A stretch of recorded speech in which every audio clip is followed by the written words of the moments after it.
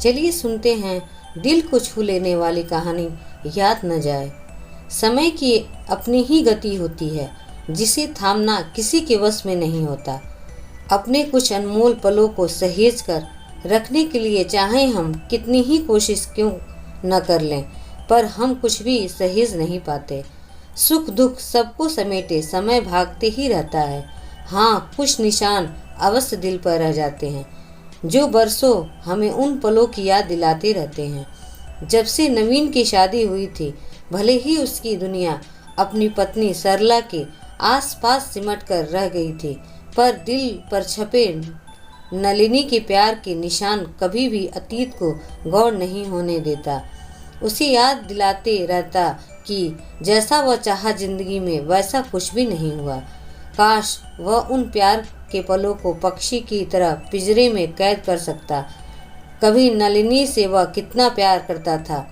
वह उसकी ज़िंदगी के शायद सबसे अच्छे दिन थे। नलिनी उसे कॉलेज में मिली थी। दोनों बॉटनी से बीएससी कर रहे थे। नलिनी के पिता एक पुलिस अधिकारी थे जो जमशेदपुर से ट्रांसफ़र होकर पटना आए थे।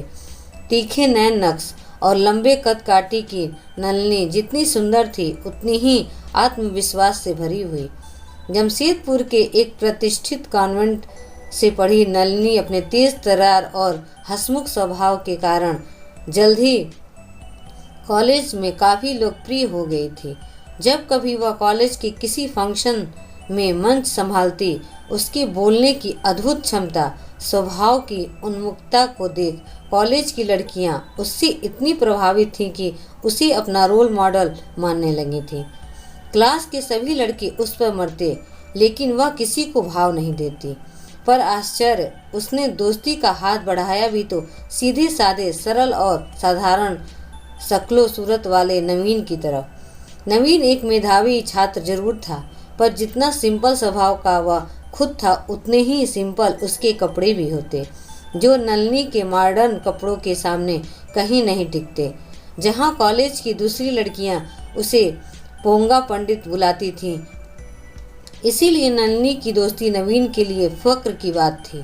धीरे धीरे दोनों की अंतर्गता इतनी बढ़ गई कि एक दोस्ती प्यार में बदल गई। अपने प्यार की दुनिया में ऊंची उड़ान भरते नवीन को नलिनी के सिवा कुछ नहीं सोचता। दिन भर लाइब्रेरी की खाक छान नोट्स बनाता, पर पढ़ती नलिनी। वह अपनी पढ़ाई से ज़्यादा नलिनी की पढ़ाई के लिए परेशान रहता। माँ की संस्कृत दृष्टि ने जल्द ही उसके इस आत्मघाती प्यार का पता लगा लिया था। तब माँ ने उसे समझाने की बहुत कोशिश की थी।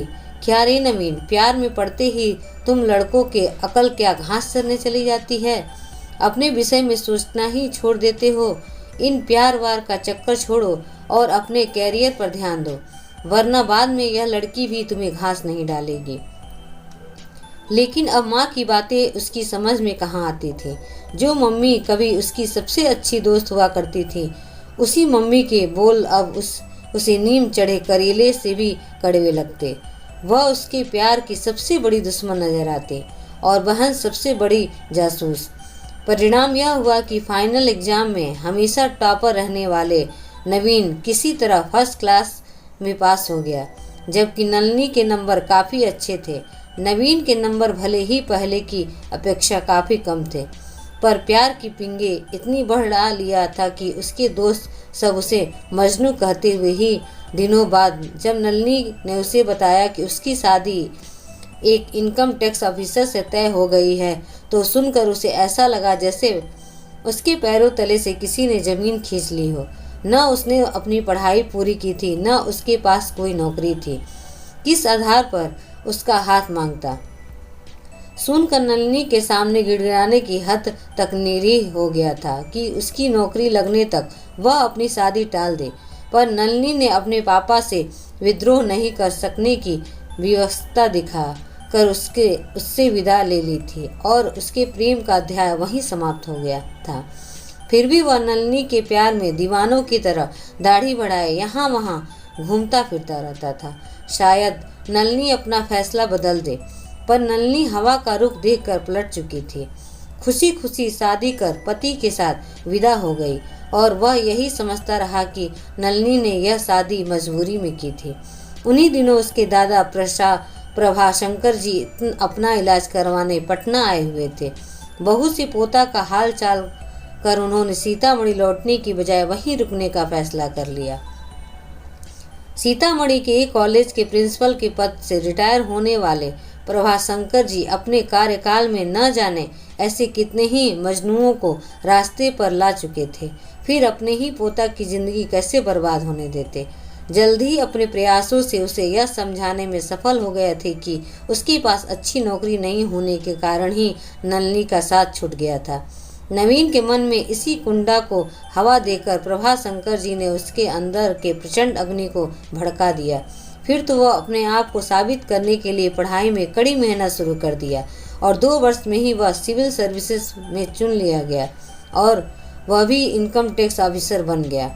फिर तो ट्रेनिंग समाप्त होते ही उसकी शादी सरला से करवा दी गई ताकि वह अपनी ज़िंदगी नए सिरे से शुरू कर सके। तब से उसकी ज़िंदगी सरला के आसपास सिमट कर रह गई थी, पर वह दिल से कभी सरला का नहीं हो सका। सरला एक सुलझी हुई, संस्कारी और सहनशील लड़की थी।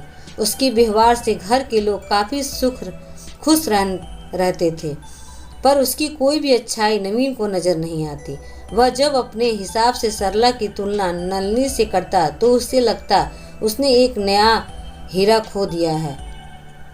अगर नलिनी उसे मिल जाती तो शायद वह दुनिया का सबसे खुशनसीब आदमी होता। वह घर के उदासीन ही रहता, घर की सारी जिम्मेदारियां सरला पर छोड़ अपने कामों में रमा रहता। उसके 2 बच्चे हुए, प्रशांत और रेवा। उन दोनों की जिम्मेदारियां भी सरला ही संभालती। पति के इस तरह के आचरण से वह काफ़ी परेशान हो और दुखी रहती। नवीन के इस बेगानेपन के कारण धीरे धीरे बच्चे और पत्नी सब उससे दूर होने लगे। बच्चे पहले छोटे थे तो उससे कुछ फरमाइशें कर भी देते थे, पर जैसे जैसे बड़े होते रहे थे सिर्फ माँ से ही मतलब रखते। सरला भी किसी फैसले में अब तक उससे सलाह लेने की ज़रूरत नहीं समझती। वह अवसाद में डूबा रहने लगा था। उन्हीं दिनों ऑफिस में अपने सीनियर अखिलेश जी से उसकी काफ़ी अच्छी दोस्ती हो गई थी। एक दिन अखिलेश जी देर तक ऑफिस में बैठे थे, उदास और परेशान। नवीन ने जरा सा कुरेदा तो जैसे वह इसी इंतजार में बैठे थे, एकदम से दिल खोल कर रख दिए। एक बात मेरी समझ में नहीं आती है नवीन कि ये कवि और लेखक लोग नारी को अबला, प्रेम की मूर्ति, ममता का सागर वगैरह वगैरह कैसे लिख देते हैं। अगर कोई उन्हें मेरी पत्नी के पास सिर्फ 24 घंटे के लिए छोड़ दे, फिर तो मैं दावे के साथ कह सकता हूँ कि वह पूरे 7 जन्मों तक ऐसी उपमा देने की हिमाकत नहीं करेंगे। वह मुस्कुराता हुआ चुपचाप बैठा रहा। वह फिर थोड़ा रुक कर बोले, कभी मेरी पत्नी के स्मार्ट लुक और रूप को देखकर मेरी माँ इसे ब्याह लाई थी, पर उन्हें क्या पता वह बहू नहीं अपना घर तोड़ने का संसाधन ले आई थी, जो अपनी कुटिल चालों से कुछ ही दिनों में उनके भोले निष्कपट दिल को छलनी कर उन्हें अपने बेटे से ही अलग कर देगी। सिर्फ माँ से ही नहीं, उसने मुझे मेरे सारे करीबी रिश्तेदारों से अलग कर दिया। अब जो भी रिश्ते बचे हैं सब उसके मायके के रिश्ते हैं, जिससे मैं घर में बहुत अकेला हो गया हूँ। बच्चे पहले किसी भी चीज़ के लिए आग्रह करते थे, पर समय के साथ माँ के दिखाए रास्ते पर चलकर अब उनका लहजा आदेशात्मक होते जा रहा है। अब तुम ही बताओ, मुझे चिढ़ होगी कि नहीं। हर फैसला वह खुद लेती है, कुछ भी बोलो तो घर में अलग से तांडव शुरू हो जाता है। इन सब से छुटकारा पाऊँ भी तो कैसे। बच्चों के भविष्य दाव पर लग जाएंगे। वैसे भी सोचो तो नवीन, गलती तो मेरी भी है। दशरथ के विवश हो घुटने टेकने पर ही के कई मनमानी कर पाई थी। देर तक वह इसी तरह का प्रलाप करते रहे। जब दोनों ऑफिस में निकले तो उनकी मानसिक स्थिति को देखते हुए वह उनके अपनी कार से घर तक छोड़ने चला गया। जब वह घर के अंदर चले गए उसकी नज़र उनके फाइल पर पड़ी, जो कार के सीट पर ही रखा गया था। वह फाइल उठाए उनके पीछे पीछे गेट खोलकर अंदर चला आया। सामने ही घर के खुले दरवाजे पर एक लंबी मोटी सी औरत खड़ी थी, जो निस्संदेह कभी सर्वोत्तम नक्शा रही होगी, पर अब समय की मार झेलता उसका सौंदर्य श्रीहीन हो गया था। बढ़ती उम्र के साथ बढ़ता वजन उसके शरीर को बेडौल बना दिया था। नवीन पर नजर पड़ते ही वह बड़े ही रूखे आवाज में बोली, कौन है आप? कहाँ घुसे चले जा रहे हैं? जानी पहचानी सी आवाज़ सुन अतीत को टटोलता उसका मन कुछ स्मरण कर बुरी तरह चौंक उठा था। उसकी आंखें फैली की फैली रह गई थी। सौंदर्य का अवशेष मात्र रह गई। वह औरत कोई और नहीं, नलिनी ही थी। वह खड़ा अपने यौवन काल के प्यार को निहारता रह गया था। इससे बड़ी विडंबना उसके लिए और क्या हो सकती थी कि उसके जीवन की प्रेरणा, उसका अधूरा प्यार, जिसे याद कर वह अब तक जी रहा था और जिसकी तुलना सरला से कर उसकी अपेक्षा करता आ रहा था, उससे भागते समय ने क्या से क्या बना दिया। आज उसके प्यार का मंडल खंडित हो उसके सामने बिखर पड़ा था। तभी पत्नी की आवाज़ सुनकर अखिलेश जी बाहर आ गए। आते ही बात संभाल ली। अरे नलिनी, ये कोई और नहीं, मेरे जूनियर नवीन जी हैं। तब तक वह भी फाइल थामे पास आ गया था। वह अखिलेश जी को फाइल थमाकर मुड़ा तो उसका नाम सुन और उसके पास से देखकर नलिनी भी चौंक पड़ी थी। नवीन, तुम तो क्या तुम भी इसी डिपार्टमेंट में काम करते हो?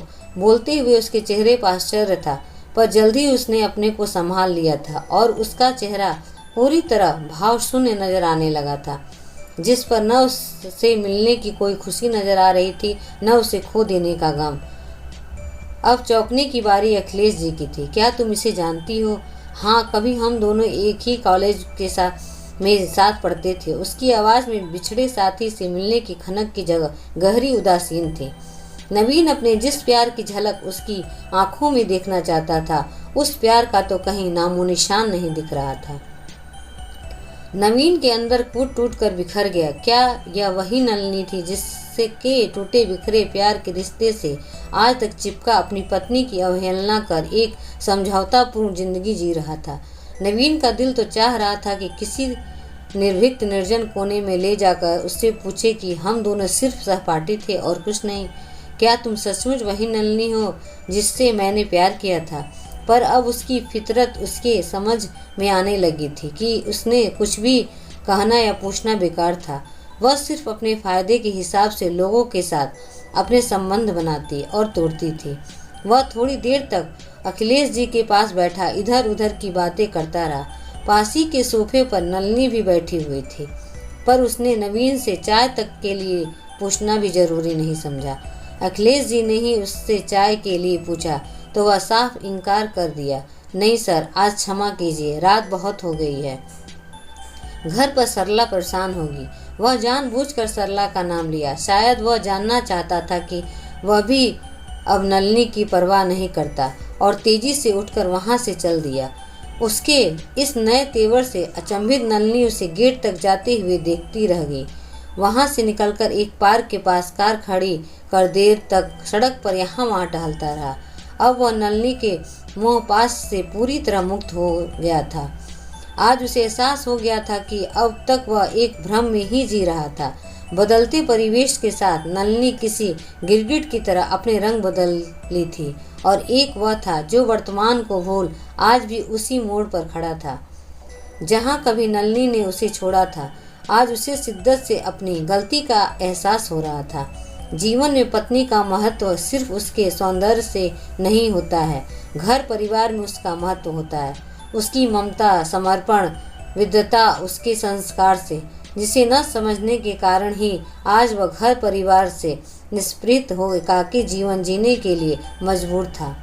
अपने प्यार के जुनून में उसने खुद को ही नहीं, सरला को भी अकेला कर रखा था। आखिर कब तक सरला उसकी बेरुखी बर्दाश्त करती रहेगी और वह उसके प्यार और समर्पण को अनदेखा करता रहेगा? सरला के पूर्ण समर्पण के बाद भी उसका दिल हमेशा नलिनी की यादों में ही अटका रहा। शादी के पूरे 14 वर्षों बाद भी घर और सरला की जिम्मेदारी से भागता रहा। आज जब नलिनी मिली तो उससे मिली प्रवचना के नकाब भी उतर गए, जिसने उससे मिलने की सारी खुशियां ही छीन ली। मन में एक अजीब सा सुनापन भरने लगा था, जहाँ न कोई खुशी थी न कोई गम, बस एक शून्य पसर गया था। कभी कभी आदमी के जीवन में ऐसे पल भी आते हैं जब वह खुशी और गम से परे शून्य हो जाता है। तब उस शून्य से होती है एक नई शुरुआत। यह शायद एक नई शुरुआत का आगाज था। उसकी सोच फिर सरला की तरफ मुड़ने लगी थी। वह यहाँ सड़क किनारे बेंच पर बैठा है और घर पर सरला उसके लिए परेशान हो रही होगी। वह उठकर अपने कार की तरफ बढ़ चला। घर पहुंचा तो सरला घबराई हुई सी बरामदे में खड़ी उसी का इंतजार कर रही थी, जो सरला की निष्ठा का प्रत्यक्ष प्रमाण था। उसे देख घबराई सी बोली, कहाँ रह गए थे आप इतनी देर तक? कम से कम एक कॉल तो कर ही देना चाहिए था। आपका फ़ोन भी नहीं लग रहा था। देर तो हो गई मुझे तुम्हारे पास वापस लौटने में, पर लौटा हूँ पूरा दुष्ट होकर। घबराने की कोई बात नहीं है, बस तुमसे एक गुजारिश है कि एक बार तुम मेरे द्वारा किए गए उपेक्षा को भुलाकर मुझे अपना लो, फिर आज और अभी से मैं हर कदम पर तुम्हारे साथ हूँ। वह अचंभित खड़ी सरला को खींचकर अपने सीने से लगाते हुए हंसकर बोला। उसके इस अप्रत्याशित व्यवहार से हैरान सरला अचंभित उसे निहारती रह गई थी। अगर कहानी पसंद आई हो तो प्लीज़ लाइक एंड सब्सक्राइब जरूर करें। धन्यवाद।